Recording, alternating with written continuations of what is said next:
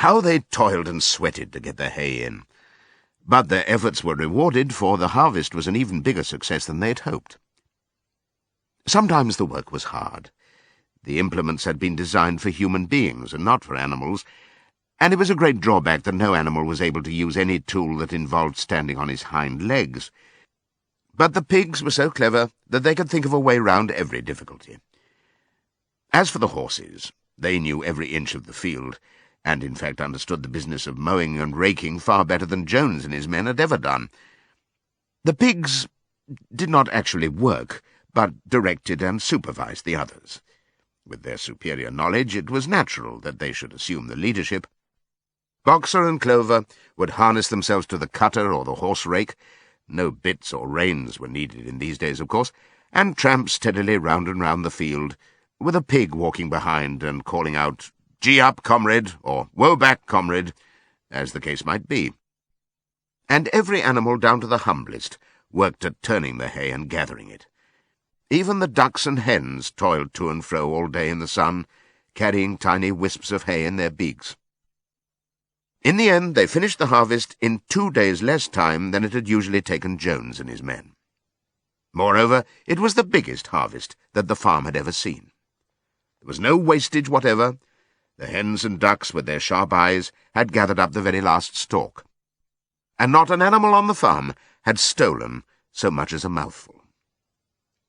All through that summer, the work of the farm went like clockwork. The animals were happy as they had never conceived it possible to be. Every mouthful of food was an acute positive pleasure, now that it was truly their own food, produced by themselves and for themselves, not doled out to them by a grudging master. With the worthless parasitical human beings gone, there was more for everyone to eat. There was more leisure, too, inexperienced though the animals were. They met with many difficulties. For instance, later in the year, when they harvested the corn, they had to tread it out in the ancient style and blow away the chaff with their breath, since the farm possessed no threshing machine. But the pigs, with their cleverness, and Boxer, with his tremendous muscles, always pulled them through. Boxer was the admiration of everybody. He had been a hard worker, even in Jones's time, but now he seemed more like 3 horses than 1. There were days when the entire work of the farm seemed to rest upon his mighty shoulders. From morning to night he was pushing and pulling, always at the spot where the work was hardest. He had made an arrangement with one of the cockerels to call him in the mornings half an hour earlier than anyone else, and would put in some volunteer labour at whatever seemed to be most needed before the regular day's work began. His answer to every problem, every setback, was, "I will work harder," which he had adopted as his personal motto. But everyone worked according to his capacity. The hens and ducks, for instance, saved 5 bushels of corn at the harvest by gathering up the stray grains. Nobody stole, nobody grumbled over his rations. The quarrelling and biting and jealousy, which had been normal features of life in the old days, had almost disappeared. Nobody shirked, or almost nobody. Molly, it was true, was not good at getting up in the mornings, and had a way of leaving work early on the ground that there was a stone in her hoof. And the behaviour of the cat was somewhat peculiar. It was soon noticed that when there was work to be done, the cat could never be found.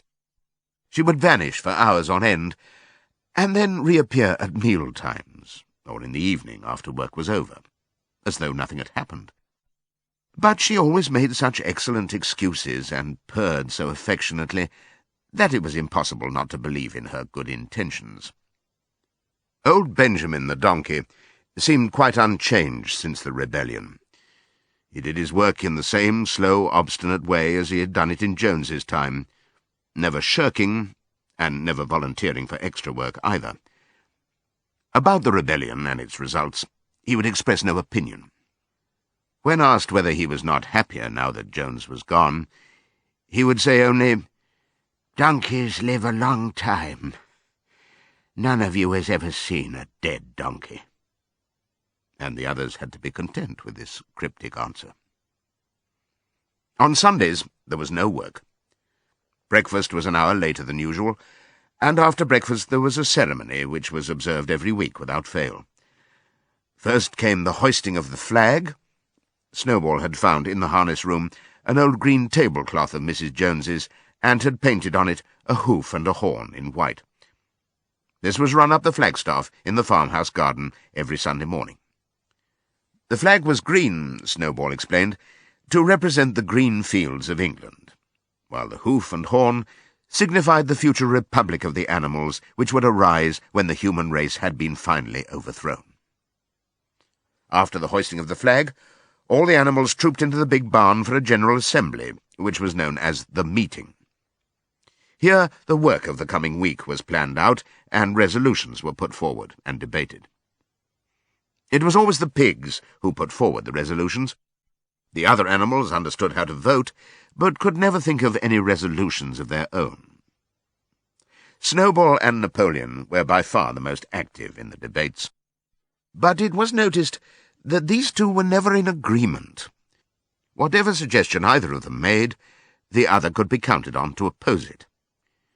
Even when it was resolved, a thing no one could object to in itself, to set aside the small paddock behind the orchard as a home of rest for animals who were past work, there was a stormy debate over the correct retiring age for each class of animal.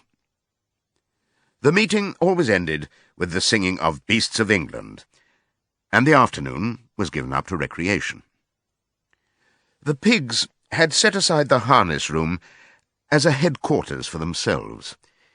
Here, in the evenings, they studied blacksmithing, carpentering, and other necessary arts from books which they had brought out of the farmhouse. Snowball also busied himself with organizing the other animals into what he called animal committees. He was indefatigable at this. He formed the Egg Production Committee for the hens, the Clean Tails League for the cows, the Wild Comrades Re-Education Committee — the object of this was to tame the rats and rabbits — the Whiter Wool Movement for the sheep, and various others, besides instituting classes in reading and writing. On the whole, these projects were a failure. The attempt to tame the wild creatures, for instance, broke down almost immediately. They continued to behave very much as before, and when treated with generosity, simply took advantage of it. The cat joined the Re-Education Committee and was very active in it for some days. She was seen one day sitting on a roof and talking to some sparrows who were just out of her reach. She was telling them that all animals were now comrades, and that any sparrow who chose could come and perch on her paw. But the sparrows kept their distance. The reading and writing classes, however, were a great success.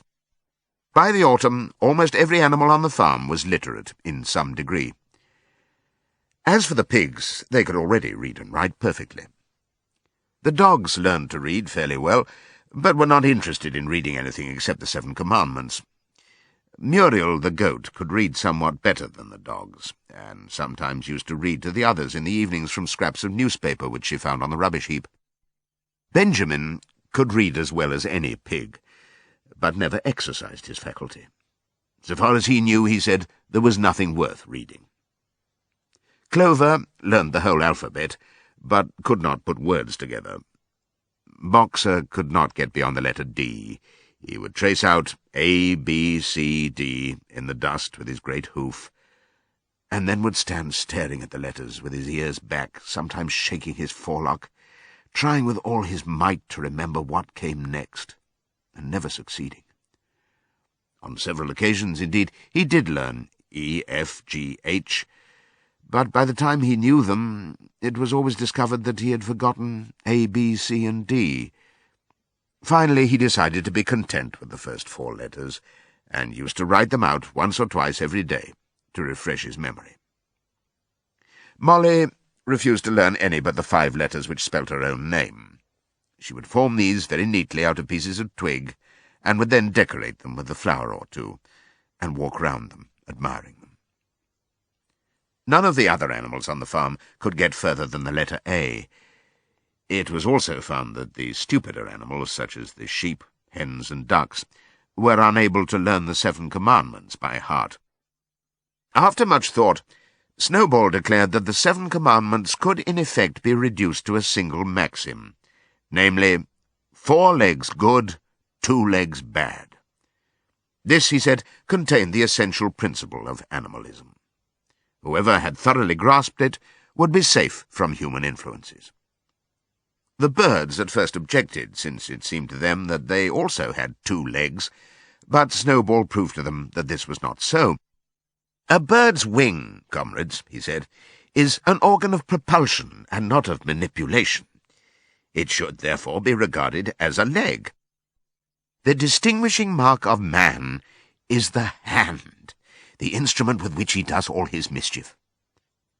The birds did not understand Snowball's long words, but they accepted his explanation, and all the humbler animals set to work to learn the new maxim by heart.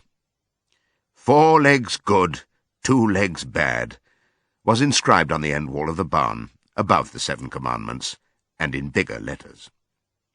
When they had once got it by heart, the sheep developed a great liking for this maxim, and often as they lay in the field they would all start bleating, 4 legs good, 2 legs bad, 4 legs good, 2 legs bad, and keep it up for hours on end, never growing tired of it. Napoleon took no interest in Snowball's committees. He said that the education of the young was more important than anything that could be done for those who were already grown up. It happened that Jessie and Bluebell had both whelped soon after the hay harvest, giving birth between them to 9 sturdy puppies. As soon as they were weaned, Napoleon took them away from their mothers, saying that he would make himself responsible for their education. He took them up into a loft, which could only be reached by a ladder from the harness room, and there kept them in such seclusion that the rest of the farm soon forgot their existence. The mystery of where the milk went to was soon cleared up. It was mixed every day into the pigs' mash. The early apples were now ripening, and the grass of the orchard was littered with windfalls. The animals had assumed, as a matter of course, that these would be shared out equally. One day, however, the order went forth that all the windfalls were to be collected and brought to the harness room for the use of the pigs. At this, some of the other animals murmured, but it was no use. All the pigs were in full agreement on this point, even Snowball and Napoleon. Squealer was sent to make the necessary explanations to the others. "Comrades," he cried, "you do not imagine, I hope, that we pigs are doing this in a spirit of selfishness and privilege. Many of us actually dislike milk and apples. I dislike them myself. Our sole object in taking these things is to preserve our health. Milk and apples, this has been proved by science, comrades, contain substances absolutely necessary to the well-being of a pig. We pigs are brain workers. The whole management and organization of this farm depend on us. Day and night we are watching over your welfare. It is for your sake that we drink that milk and eat those apples. Do you know what would happen if we pigs failed in our duty? Jones would come back. Yes, Jones would come back. Surely, comrades," cried Squealer, almost pleadingly, skipping from side to side and whisking his tail, "surely there is no one among you who wants to see Jones come back." Now, if there was one thing that the animals were completely certain of, it was that they did not want Jones back. When it was put to them in this light, they had no more to say. The importance of keeping the pigs in good health was all too obvious, so it was agreed without further argument that the milk and the windfall apples, and also the main crop of apples when they ripened, should be reserved for the pigs alone.